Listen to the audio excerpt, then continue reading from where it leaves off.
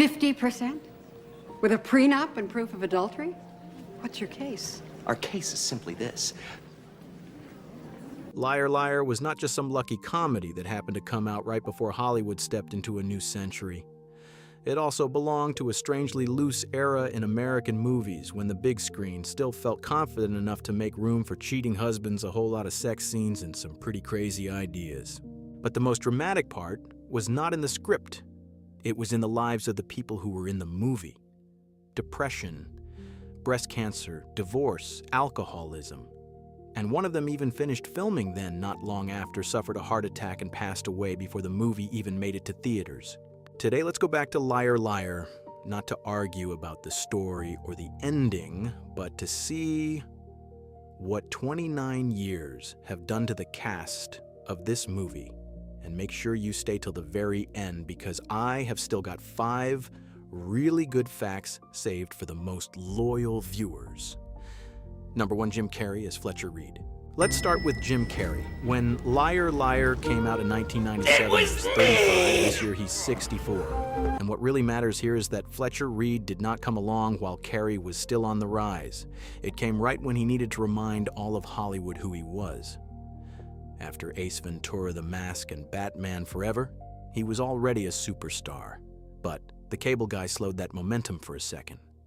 Then Liar Liar showed up, made more than $302 million worldwide, landed among the biggest hits of 1997, and pulled Jim Carrey right back to the place American audiences had already put him, a real box office machine.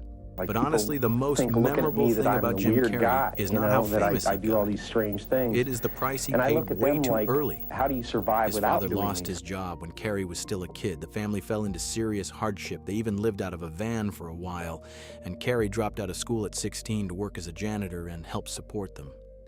His mother was sick for a long time, and Carrey later said very plainly that he learned to be funny out of the sadness in that house, out of trying to make his mother smile. That is why when I look back at Jim Carrey, the first thing I do not see is some loud comedy guy. I see a man who started out with very little, then used laughter as a way to save himself. His personal life was never calm either. Carrey married Melissa Woomer in 1987, had a daughter named Jane, then divorced in 1995. He married Lauren Holly in 1996, right around the time Liar Liar was getting ready to come out, but that marriage also fell apart fast in 1997. Then came the much heavier part, depression. Carrey has openly said he was on Prozac for a long time, but what stayed with him was this low, constant feeling of despair, the kind where you are still smiling on the outside, still working, but inside, you are not really okay. For a star whose whole life was built on making the world laugh, that detail makes people stop for a second. Then in 2015, everything moved into a darker place. Carrey got caught in major controversy for opposing California's vaccine law. That same year, his former girlfriend, Catriona White, died. After that, White's husband and mother sued him, accusing him of being connected to the prescription drugs she used before her death. Carrey denied the accusations, and the case was ultimately dismissed in January 2018. That was a stretch of life where his public image got deeply scarred, not because of a bad movie, but because real life came crashing down way too hard.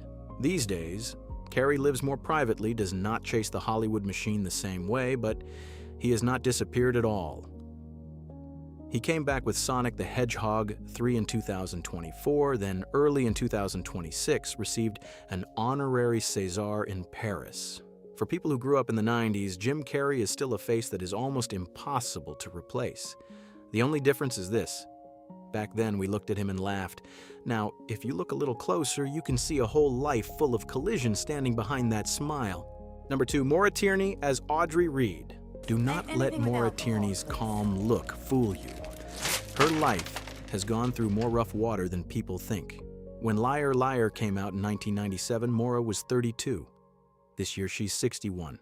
Born in 1965 in Boston, she came into this movie already recognizable from news radio, but she still had not reached the point where American TV audiences tied her name to ER, or later to The Affair. To put it right, Liar Liar landed exactly at that point. between being a familiar face and becoming one of the most durable actresses on American television. What makes Maura Tierney worth talking about is not that she lived through scandal. Actually, it is the opposite. She has stayed so private that a lot of people assume her life was smooth. But then life started throwing some real blows. She married actor and director Billy Morissette in 1993. By March 2006, the two of them had separated, and in July that same year, she filed for divorce after 13 years of marriage. They did not have children. For a woman who always carried herself so calmly, that was already a major crack. But the heavier hit was still ahead. In 2009, Maura Tierney announced she would be having surgery to remove a tumor from her breast. Doctors said her condition was highly treatable, but it was still serious enough to derail her work at a moment when her career was standing very strong. Reuters later reported that Tierney had to leave the series Parenthood because her breast cancer treatment schedule conflicted with filming. This is where her story really gets heavy. Not some tabloid rumor, but real illness, real surgery, and a career forced to stop right in the middle of its stride. What I admire about Maura Tierney is that she never turned that stretch into some public performance. In 2010, Reuters reported that she had recovered after breast cancer surgery and was returning to star in a new crime series. After that, her career did not break. She had a full decade on ER, then in 2016 won a Golden Globe for The Affair. More recently, she showed up in Twisters in 2024 and stepped into Law & Order as Lieutenant Jessica Brady, continuing into season 25 in 2026. So when I look back at Maura Tierney, I do not see a woman life treated gently. I see someone who went through a broken marriage illness, one moment where she had to leave work in the middle of everything, then still came back and held on to her place with a kind of stubbornness that feels very American.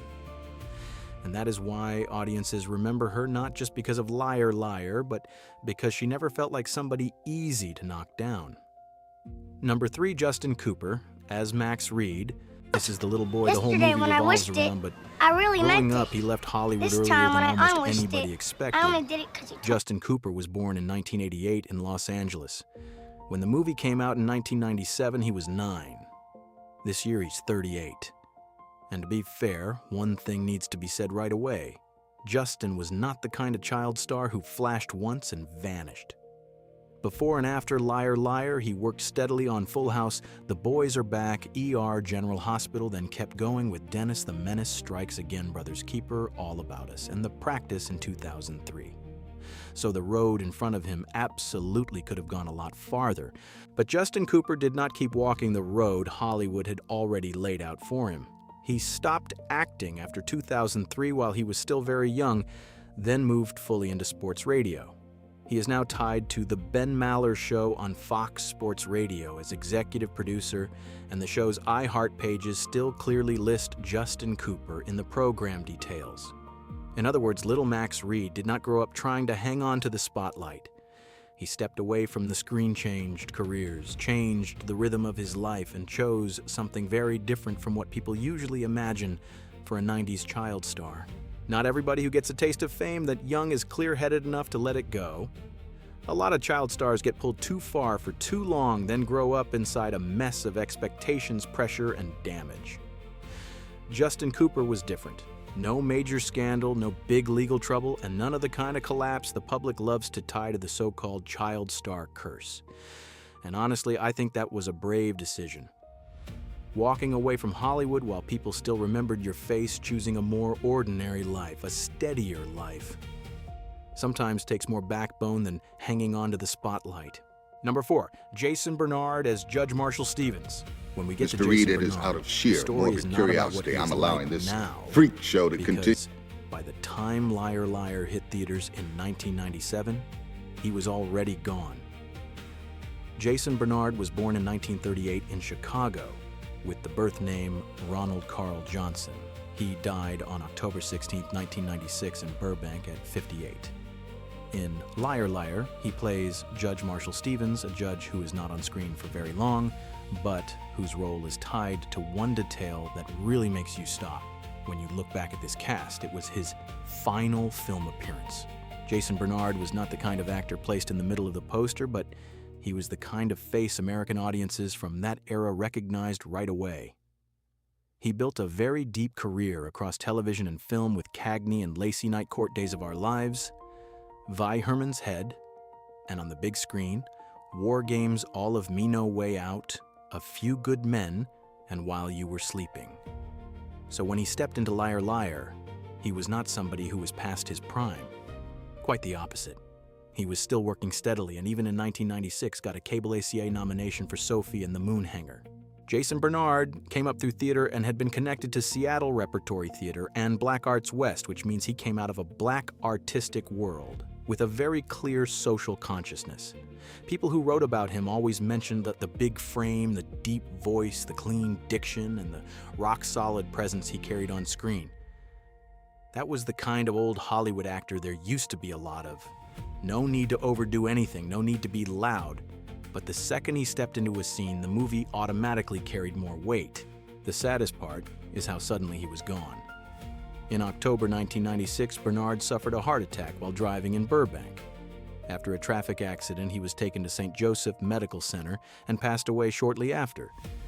He left behind his wife, Deborah Bernard, and his son, Jason Jr. And because of that, when Liar Liar came out a few months later, the film was dedicated to his memory. Number 5, Cary Elwes as Jerry. You remember Jerry, right? It's just... He is the man Audrey It's too fast. chooses instead of No, Fletcher in it's Liar chemistry. Liar. Whatever it is, we can work on it. On-screen No, Jerry is no, the no. decent, polished, dependable guy. In real life, Cary Elwes has taken some pretty hard hits. He was born in 1962 in London. When the movie came out in 1997, he was 35. This year, he's 64.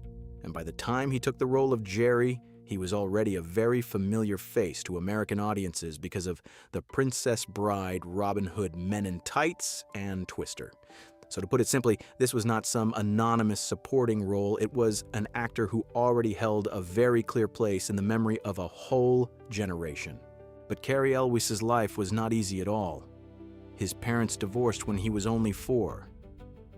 Then in 1975, when Cary was 13, his father died by suicide. That alone tells you the foundation under him was never soft. That kind of loss comes way too early, and it stays there through the whole rest of a life, even if on the surface he always came across like this very calm English gentleman. Once he got to Hollywood, he ran into a different kind of collision, this time over money and fair treatment. In 2005, Cary Elwes sued the producers of Saw, saying he had not received the share of profits he had been promised. The Los Angeles Times reported at the time that the lawsuit said he was paid only $53,275 beyond his salary of $2,587.20 for the role. The case was later settled out of court, but the fact that it happened says plenty on its own even. Actors with real name recognition sometimes have to stand up and fight for what they were owed in that system. Then came the family blows. In 2021, Cary Elwes shared that his sister Melisha had died after a long fight with late-stage cancer. Then in 2022, he was bitten by a rattlesnake in Malibu, had to be hospitalized, and was airlifted to UCLA Medical Center. Early in 2025, his family also lost their home in the Palisades fire, though thankfully, they all evacuated safely. The thing worth saying here is that after all those hits, he still did not let himself break all the way. Cary met Lisa Marie back in 1991, married her in 2000, had a daughter, and by 2025, they had gone through 25 years of marriage. He has kept working steadily, kept showing up in major projects, and the older he gets, the more he comes across as a real family man. Number 6, Jennifer Tilly as Samantha Cole. Jennifer Tilly is one of the supporting faces in Liar Liar that people just do not forget. When the movie came out in 1997, she was 39. This year, she's 68. Jennifer was born in 1958 in Los Angeles under the name Jennifer Ellen Chan. And by the time she took the role of Samantha Cole, she was no longer some actress trying to find her place. Just a few years earlier, she had already been nominated for an Oscar for Bullets Over Broadway, then followed that up by making a strong impression in Bound. So to put it simply, Jennifer Tilly stepped into Liar Liar at a point when the film world already knew exactly who she was. The most interesting part of Jennifer Tilly's story is her personal life and how she moved through it. Her parents divorced when she was 5. After that, she grew up with her mother and stepfather on Texada Island in British Columbia. Then at 16, her mother went through another divorce. So the roots of Jennifer Tilley's childhood were not light at all. More recently, she said very plainly that her difficult childhood is one of the biggest reasons she never wanted children. She was afraid of repeating the mistakes adults made, afraid of choosing the wrong man, and did not want her own child growing up in that kind of situation. That is a powerful detail because it shows her choice not to have children was not impulsive. It came straight out of real-life experience. Another major turning point was her marriage to Sam Simon. Jennifer married Simon in 1984 and divorced him in 1991. What makes that story unusual is that after the divorce, she received a share of benefits tied to The Simpsons, and later she openly admitted that it brought her a very large income. But the bigger point is not just the money. It shows that Jennifer Tilley knew how to get back on her feet after a marriage fell apart without letting herself drift off course.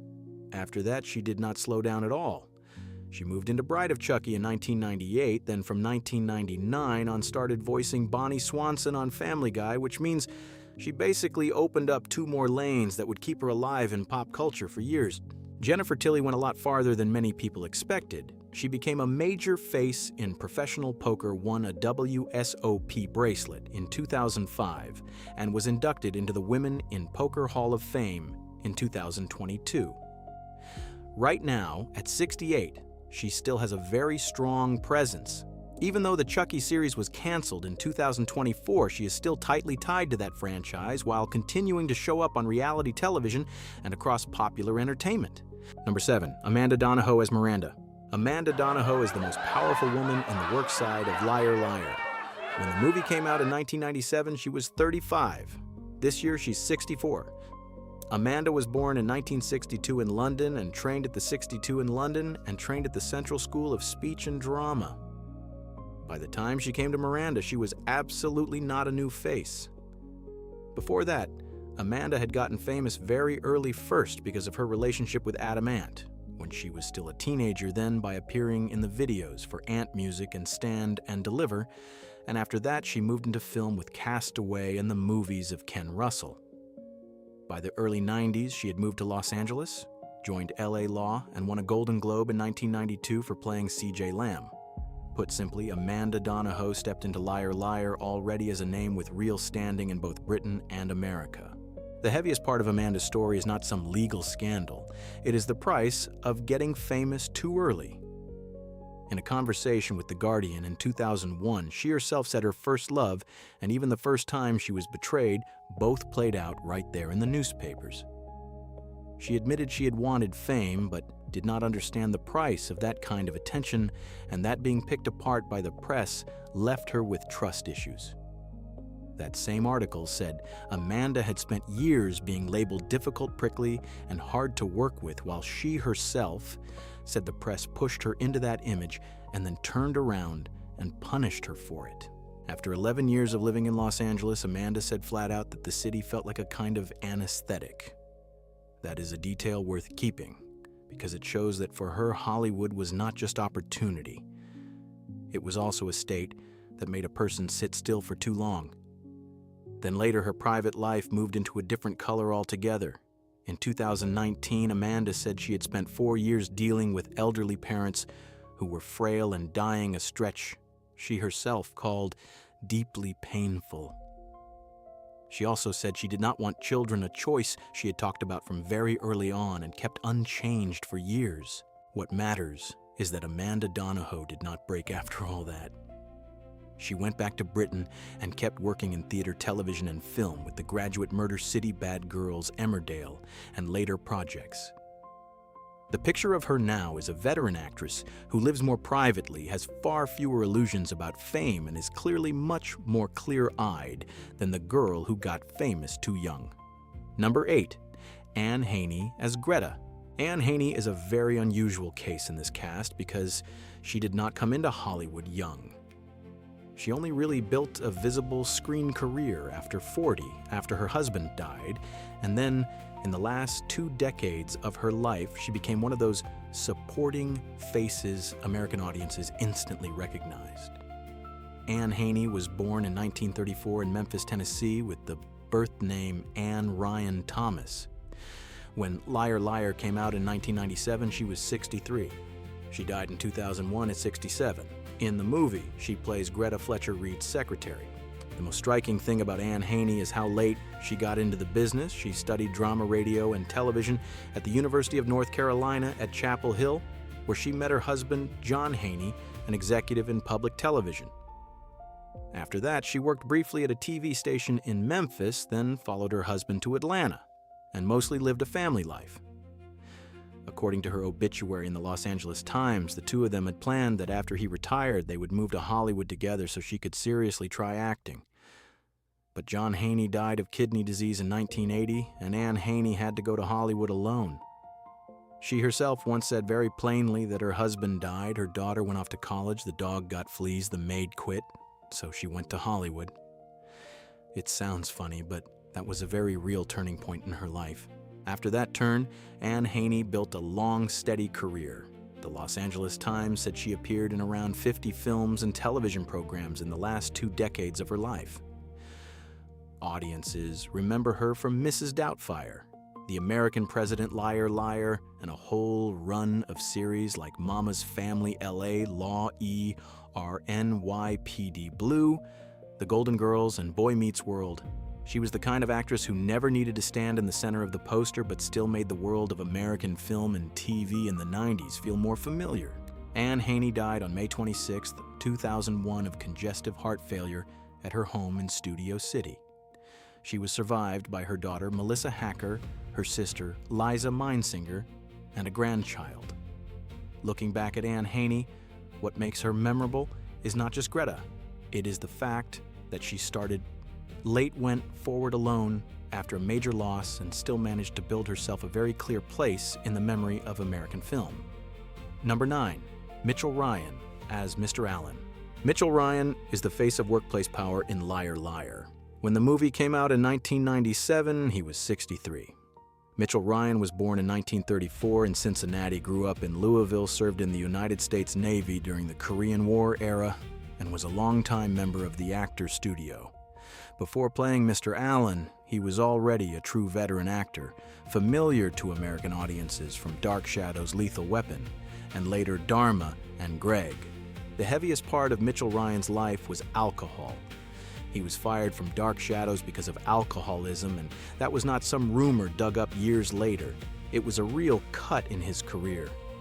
What matters is that Ryan did not dodge it. In his memoir, Fall of a Sparrow, published in 2021, he looked straight at that part of his life and admitted he had spent 30 years a drunk before living many more years sober.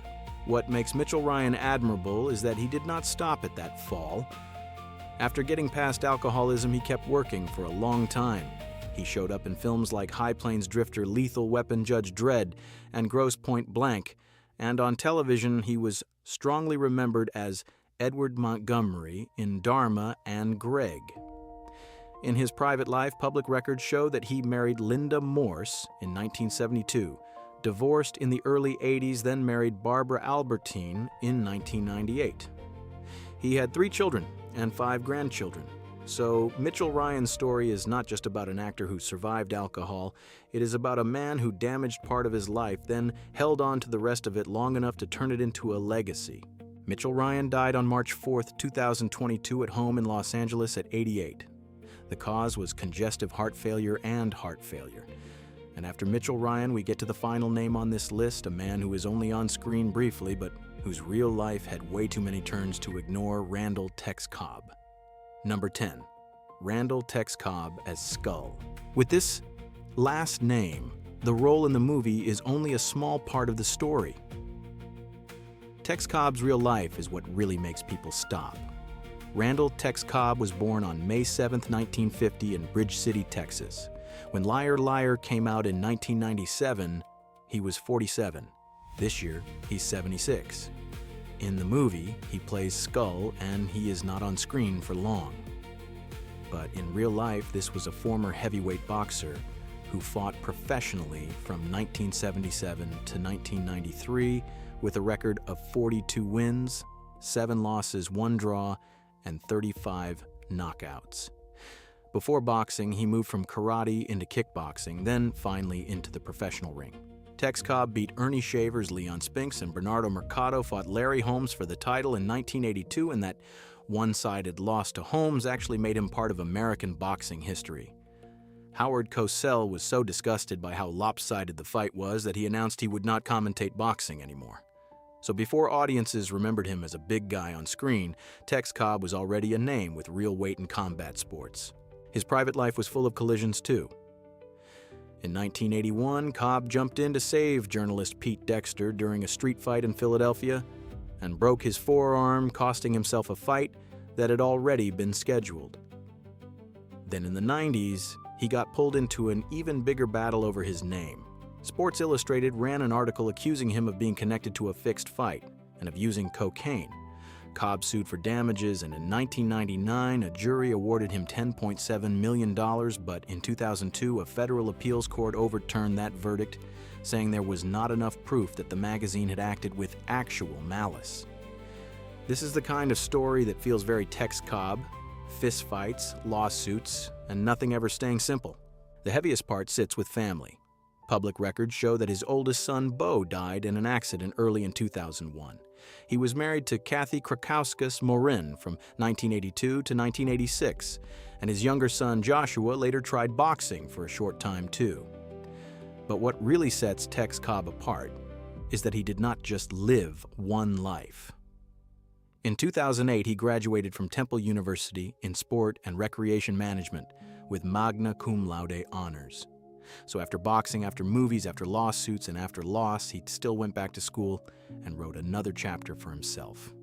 Cobb now lives in Philadelphia. And if you are still sitting here with me this far in now, you get the real reward. We just made our way through the cast of Liar Liar, but this movie still has a few behind-the-scenes stories that are way too good to skip. The first fact is the one really worth talking about. Jim Carrey turned down the role of Dr. Evil in Austin Powers so he could focus on Liar Liar. Part of it was that he liked this script, and part of it was that after roles where he had to shave his head, wear heavy makeup, and use contact lenses, he wanted to play somebody who looked normal again. The second fact is pretty fun. Maura Tierney is naturally brunette, but she had to go blonde for Liar Liar. Then when she went back to news radio, she had to wear a brown wig to get back to Lisa Miller's usual look. The third fact is pure Cary Elwes. To get into Jerry, he went out and bought a few self-help books from Sky Mall. It sounds funny, but it also fits exactly the kind of perfect man this character needed to be. The fourth fact is actually kind of warm. In the movie, Jim Carrey and Cary Elwes are the two men on opposite sides. In real life, they are good friends, and Carrey even showed up at Jim Carrey's 62nd birthday party. And the last fact is the really wild one. Before Jim Carrey got Fletcher Reed, Steve Martin was actually the first choice. When that direction fell apart, there was even a point where they thought about changing the lead into a woman and aiming for Goldie Hawn. Hugh Grant was also considered. Then in the end, the role landed with Jim Carrey. And honestly, if just 5 facts are already this good, then Liar Liar could absolutely carry a whole video on the 20 craziest facts all by itself. If this section gets enough love, we are definitely coming back to this movie one more time. So that is our full walk through the cast of Liar Liar, and honestly, this is still one of those classic 90s movies that is really hard to replace. It has Jim Carrey right in his explosive prime comedy that is fast enough and sharp enough, and that old Hollywood flavor that is not easy to find again now.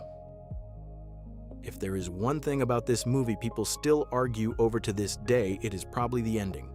But today, all we did was look back at those faces, see how time moved through them, who changed the most, who surprised you the most, and who brought back that whole era when you could sit down and watch a movie without having to think too hard.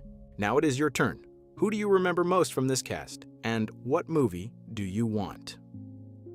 Weird movie secrets to do next. A family movie, a legal movie, or a sports movie. Do not forget to subscribe to Weird Movie Secrets so you do not miss the strangest movie stories from another time.